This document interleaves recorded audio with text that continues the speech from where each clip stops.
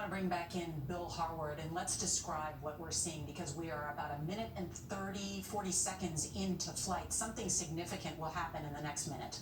That's right. You can still see the flame of that BE-3 engine that's powering the spacecraft up, Nora, getting it up to more than 3 times the speed of sound. In just a few moments, that engine's going to shut down. It'll coast briefly, and then the capsule itself will separate. So we'll stand by and see how that goes. But so far, it looks, as they say, nominal, which you and I would say normal. And of course, the engine, or the booster, the lower part of this spacecraft, will separate, as you mentioned.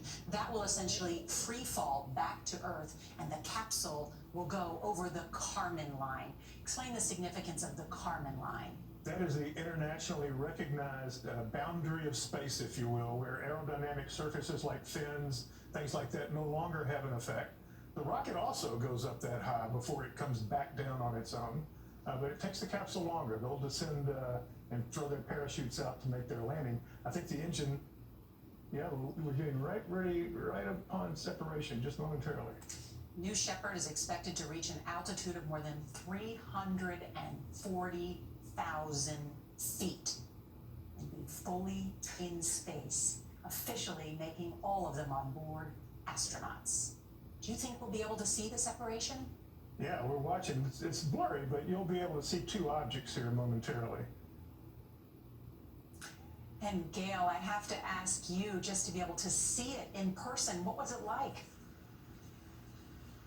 Oh my gosh, Nora, I don't even know why you get so emotional watching it. I think because you know that there are 4 human beings on board, you know how excited they are.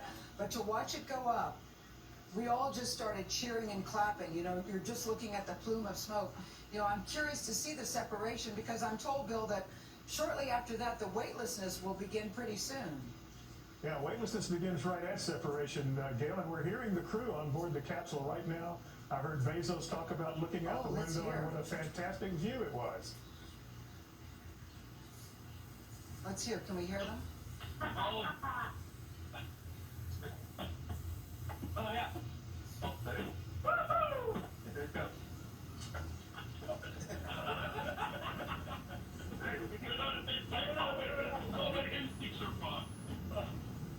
Okay, I'm gonna start back. Woo-hoo! Okay.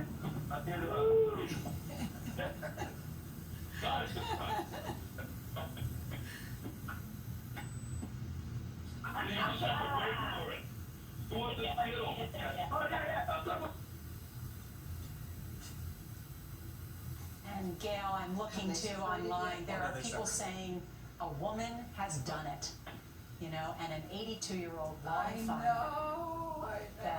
You know what, you just hear 1 minute warning.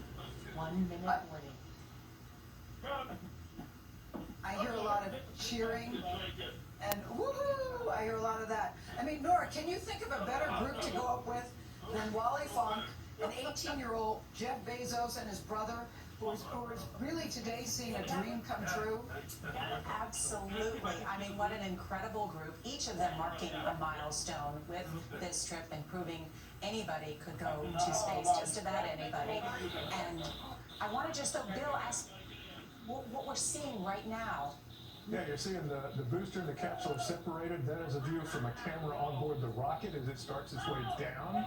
On the right, we're seeing the capsule at the top and the booster at the bottom. They're above the Kármán line. They've made it to what's internationally recognized as space. And it's obvious the crew's having a fantastic time. And so, Charlie, are they in weightless gravity right now? They're in weightlessness right now, so they'll go across the top, as Bill has described, and they'll do this parabolic flight and then start back down. It'll be a while before they start to experience gravity again, so they've got a little while now. If they had experiments on board, they would be hustling right now trying to get them back. So they've unbuckled their seatbelts. I think the 1 minute call that we heard a few seconds ago was a 1 minute warning to them that they're about a minute away from being allowed to unbuckle Process is snapping back in as we speak. So they'll let them do that. My guess is 2 or 2.5 minutes until they get back in their seat. And, Listen.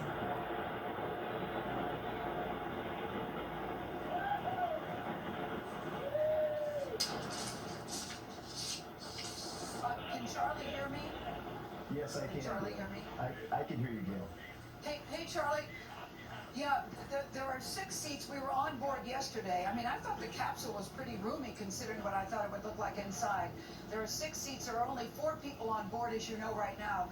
Do they have to choreograph when they get up there? Because these are all full-grown people. Do they have to do some kind of because once you're weightless, you're just sort of free floating. Well, Nora, Bill, and I were discussing that a little bit earlier.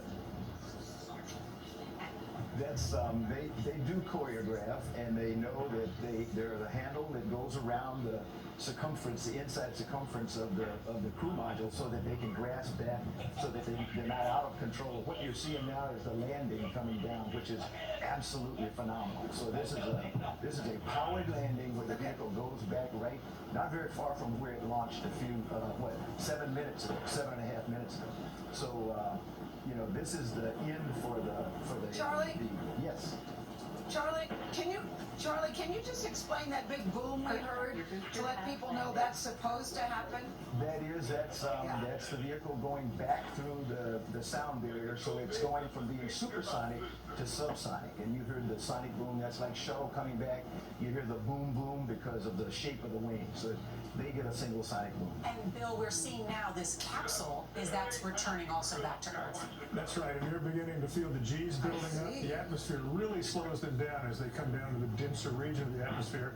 We're going to see 3 drogue chutes, 3 small chutes are going to pop out of that capsule to kind of stabilize it and slow it down, followed by the 3 main parachutes.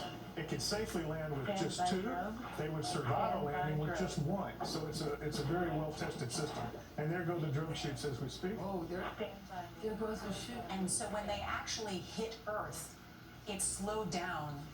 It's going to be a small bump, but the seats that we saw Gail sitting in this morning on CBS this morning, there's plenty of cushion. Yeah, and they have rockets that actually fire to soften the landing a little bit. They fire just before touchdown, relatively gentle. And Nora, the parachutes have now come out. That slows the capsule's descent to about 16 miles an hour. As Charlie said, when those rockets, the thrusters fire just before touchdown, it slows them down to about 1 mile an hour when they actually hit the ground. Gail, you can see it, right? That's spectacular.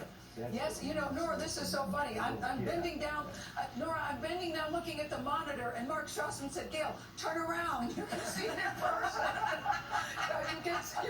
you get so caught up watching it. Turn around. You can see it for yourself. Oh, and it's Gail, spectacular. It's and we can see, spectacular. I know they didn't bring a lot of tourists there to watch, but people have camped up to watch it in person, and you can see kids there jumping up and down and people to watch what is really this historic flight by Jeff Bezos and the whole Blue Origin crew. We were talking to people in the town yesterday. I'm telling you, I couldn't find one person that wasn't excited about this happening. Number one, they love all the attention that's coming to Banmore, and the people here are very nice, very welcoming, and they said, we just hope it continues. Listen, this is the first of many flights. Something tells me it is going to continue here in Banmore, Texas. It's about to land. It's about to land. Oh, so it slows down. Mark, what is it slowing down to? And I see a drone up there, of course, filming it. 16 miles. And you're going to see the thrusters fire, and then it'll slow down to 1 mile per hour. Okay. And just sort of gently land. So you heard what Mark just said. It's going to slow down to And touchdown. That was low. We're told, Touchdown. and we're told just an incredible moment. Oh my God. Charlie, since you are an astronaut and been in space, Gail, Charlie just breathed a huge sigh of relief. Oh my God. I can relax now. I know. Me too. Me too. This is incredible, to be quite honest. Oh my gosh. You know, 10 years ago, I think there were not very many people who thought we would see this bill, and I were commenting earlier about both of our skepticism.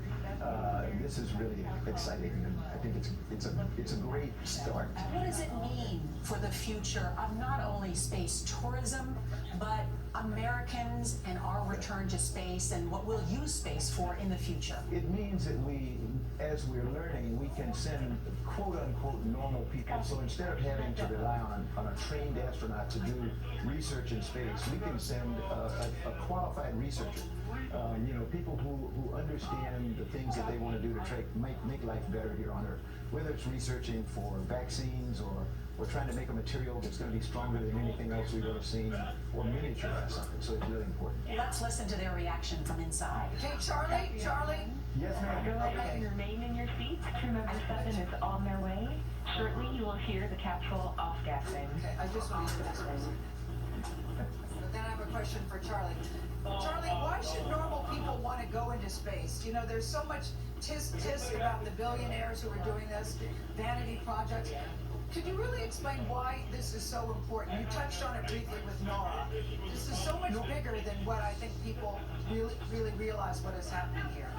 It really is, Gail, and normal people should want to go in space for a number of reasons. Some of them have technical reasons to want to go because we know that we can do things in the microgravity environment of space that we can't do here on Earth. So we need to be able to send people who can do the first-hand research, who can do the technological developments of things that are going to make life better here on Earth.